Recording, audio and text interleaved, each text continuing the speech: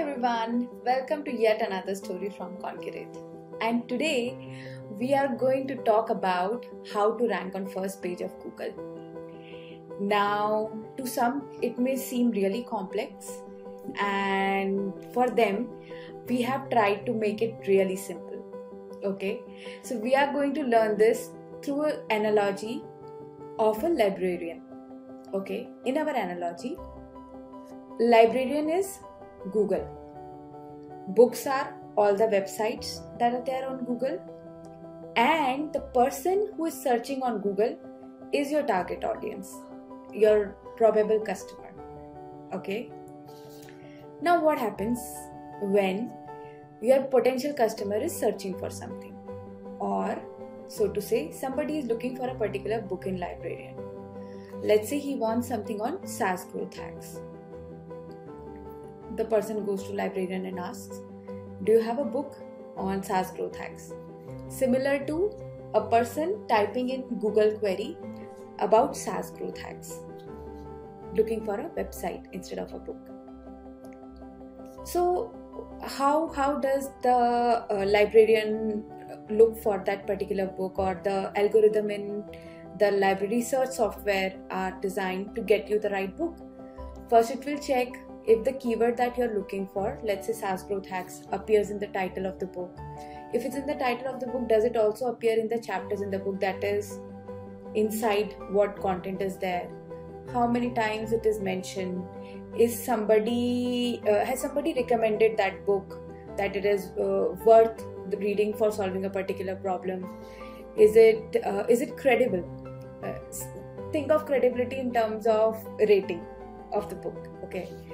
Now this is a selection criteria a librarian would follow, or a library search algorithm would follow. Now let's look at this from analogy perspective and think in terms of Google and your target customer. Now when your target customer typed SaaS growth hacks, it came as a query to Google. Google has started looking in the websites, whatever list it has. First thing it will check is if the title of the web page has that keyword. Then the headings and subheadings of the content on that page, which are called H1s, H2s, H3s, do they have mentions of the title, that is your SaaS growth hacks, and the related keywords? Okay, so it's no more like if you write SaaS growth hacks, SaaS growth hacks, SaaS growth hacks, SaaS growth hacks so many times in an article, Google will rank it. No. Google is intelligent enough to understand what are related words that would come in a content piece when you are talking about or trying to search for something. For example, if I say car, it will understand that you will talk about steering wheel, you will talk about wheels, you will talk about many companies, BMW, Audi. It will also talk about mileage, engine. So that kind of intelligence Google already has. And those mentions would be checked not just in the headings, but also in the paragraphs. Then the next thing would be citations. What do we mean by citations here? Let's say I read a book and I liked it, so I made a note somewhere, and a note that it's visible for someone else also. So for the web page that I have, there is a URL, right? If that URL exists as a link on some other article on web, it's called a backlink.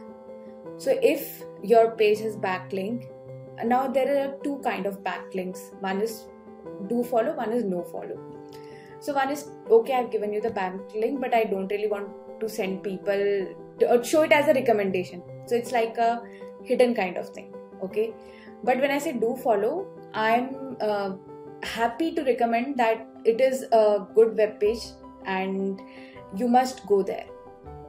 Now credibility is something that your website builds over time, somewhat similar to an author. Let's say Chetan Bhagat. So you have read multiple books by him, 1, 2, 3, and on the 4th book you feel he's already a good author, so you will buy without reading the reviews. That is the kind of review rating or the domain authority part that we talk about.